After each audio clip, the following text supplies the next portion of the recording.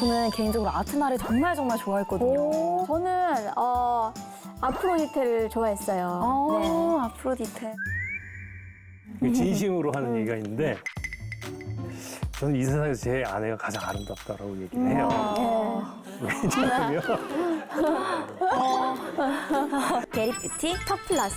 들어와. 오늘은 정말 너무너무 기대되는 주제인데요. 바로 그리스 로마 신화입니다.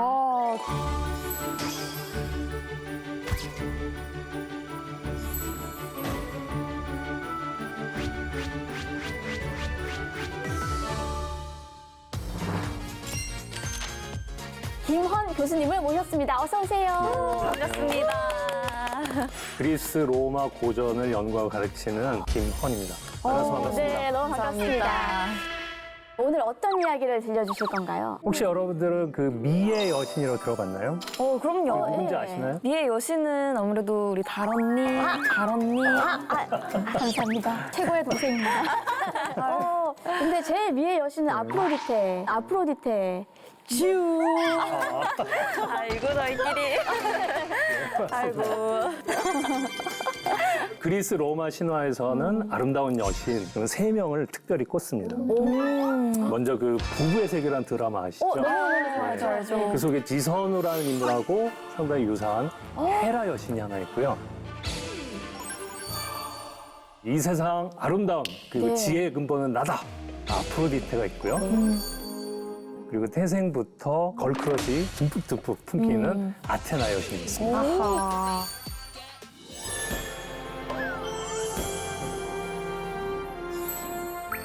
교수님, 부부의 세계 지선우면 김희애 선배님 말씀하시는 거죠? 예, 맞습니다. 그 남편의 내연녀 때문에 괴로워하던 그런 역할을 했다고 네, 그러죠. 맞아요. 헤라도 역시 겉으로 볼 때는 성격이 굉장히 드세고 질투심도 많고 그런 이미지가 굳어져 있지만 사실 알고 보면 굉장히 매력적인 여신이라고 볼 수 있습니다. 특히 제우스의 정말 정실 부인이다. 결혼을 수호해주는 여신이다. 이렇게 말할 수 있을 정도로 고대 그리스인들이 굉장히 존경하고 섬기는 그런 신이었습니다.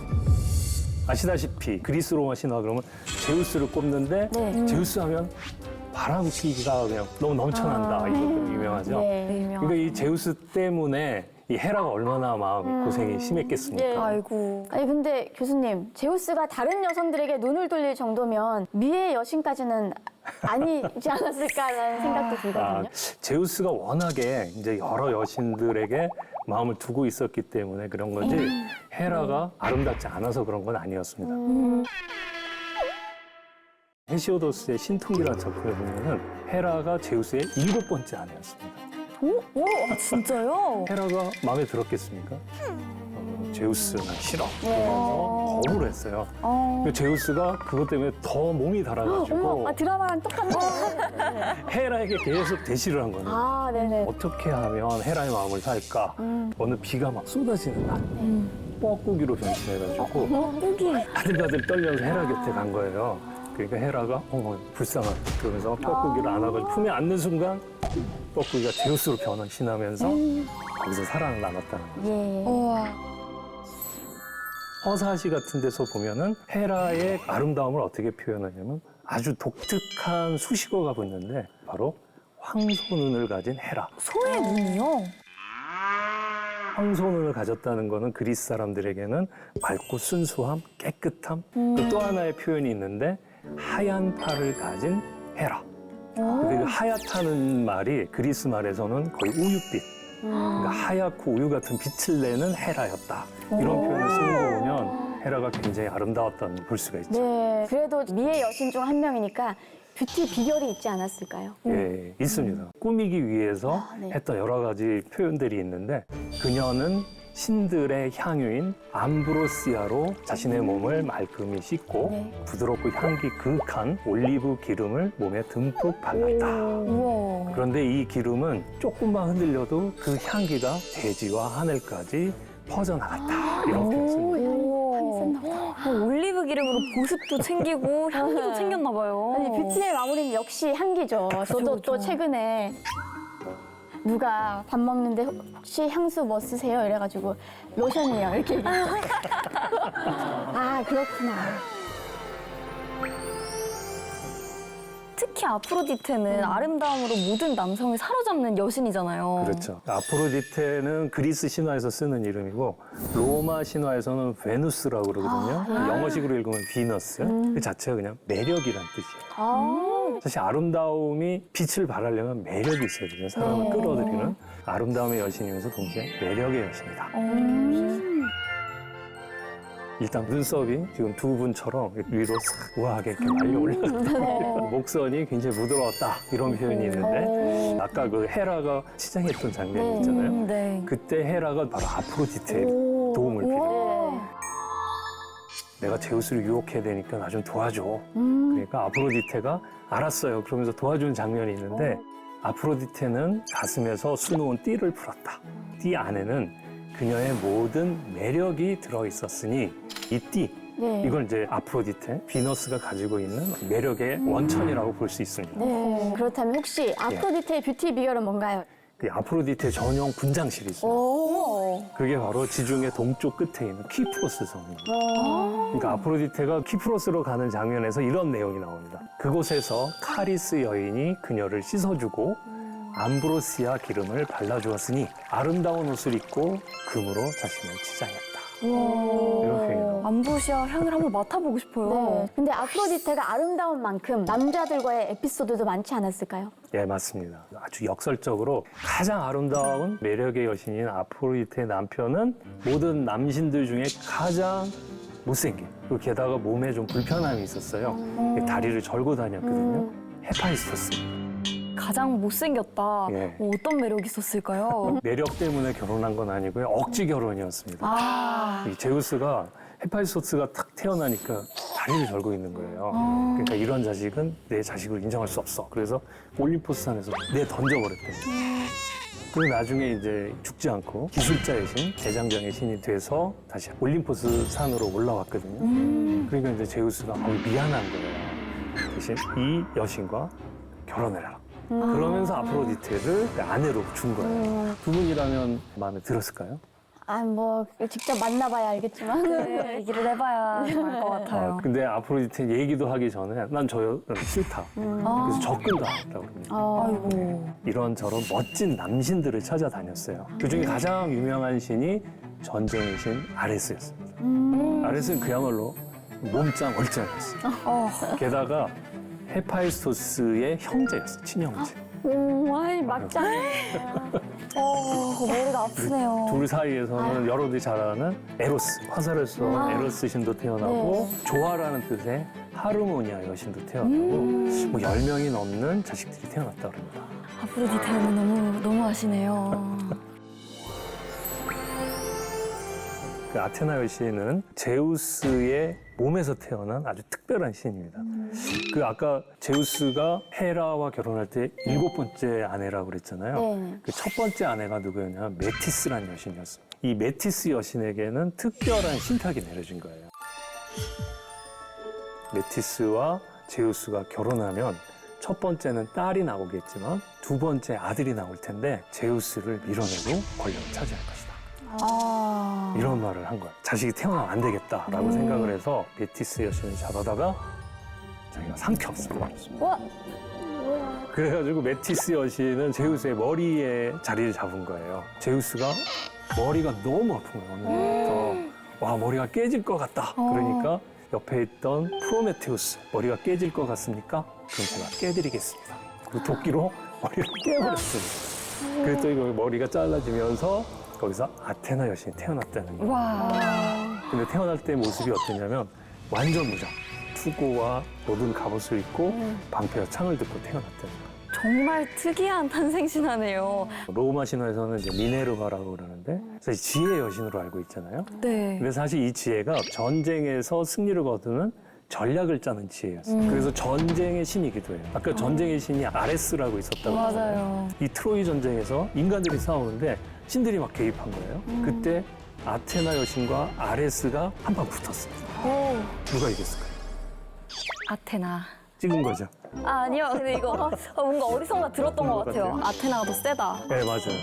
아레스는 전쟁의 신인데 그 전쟁의 신을 이긴 거예요. 아테나가. 그만큼 힘있고 강하고 그런 모습에서 매력이 있었던 것 같아요.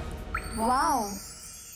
아, 이거 새 여신이 가진 매력이 다 탐나는데 이건 무리겠죠? 저 능력을 다 살 수만 있다면 다산다라 바로바로 출정합니다. 그럼 다라 언니는 저 매력 중에 하나만 고를 수 있다면 어떤 거 고르실 거예요? 이게 어렵긴 한데 저는 이왕 한 번 사는 인생 아프로디테의 아름다움을 아름다움. 한번 가져보고 싶네요. 안녕. 이쁘다.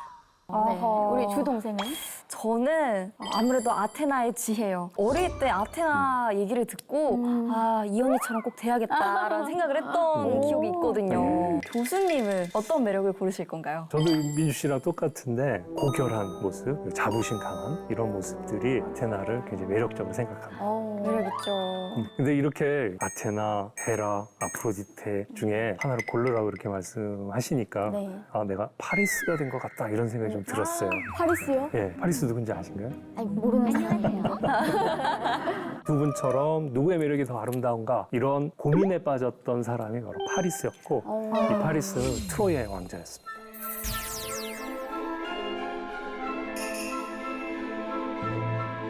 펠레우스와 테티스가 맺어져서 결혼하니까 결혼식을 어마어마하게 성대하게 펼쳐준 거예요. 거기에 한 여신만 초대하지 않았어요. 누구냐면 에리스라는 여신이 있어요. 왜 불화의 여신을 초대하지 않았을까요? 불화가 생기면 안 되니까. 그렇죠. 결혼이 깨지면 안 되니까 초대하지 않은 거예요. 어허. 근데 워낙에 성대한 결혼식이니까 막 소리가 왁자지껄했겠죠. 그러니까 이 에리스가 아니 나를 빼놓고 저렇게 즐겁게 지들끼리 놀아? 내가 불화의 씨앗을 던져야겠다. 그래서 거기다가 황금 사과를 하나 던지는데 그냥 황금 사과였으면 신들이 뭐 황금에 눈 돌리지 않았겠죠. 그쵸. 근데 거기에 뭐라고 썼냐면 그리스 말로 때칼리스테 이런 표현을 썼어요. 그게 뭐냐면 이 세상에서 가장 아름다운 여성에게 우리가 아까 얘기했던 헤라, 아프로디테, 아테나가 요건 내 거야. 그러면서 서로 자기가 소유권을 주장하면서 싸우기 시작한 거예요. 판결을 내려야겠죠. 그 판결을 제우스에게 맡긴 거예요. 네. 그 제우스가 가만 생각해보니까 한 여신에게 주면 두 여신에게 위험을 사잖아요. 우와. 요건 안 되겠다. 그래서 이렇게 보니까 트로이아의 왕자인 파리스가 그 이다산에서 양을 치고 있는 거예요. 저 녀석에게 가봐라. 그래서 황금 사과를 두고 파리스에 찾아간 거예요. 그럼 새 여신의 매력을 고르는데 인간에게 심판을 맡긴 거네요. 그렇죠. 신싸움에 인간들이 터졌네요. 맞습니다. 네. 이제 새 여신이 공정하게 자신의 아름다움을 어필하면서 경쟁을 해야겠죠? 그런데 그렇게 안 한 거예요. 그 사과가 너무나 탐이 났던 나머지 파리스를 매수하려고 그래요. 아이고. 그러니까 헤라가 먼저 네가 그 사과를 주면 권력의 신이니까 이 세상을 지배할 수 있는 권력을 주마. 오, 솔직히. 네, 굉장히 괜찮은 조건이죠. 그러니까 이제 아테나가 그 사과를 나에게 주면은 어떤 싸움에서든지 이길 수 있는 지혜와 힘을 줄게. 그러니까 아프로디테는 가만히 있다가 파리스, 네가 그 사과를 나에게 주면 이 세상에서 가장 아름다운 여인과 결혼할 수 있게 해줄게. Oh my God.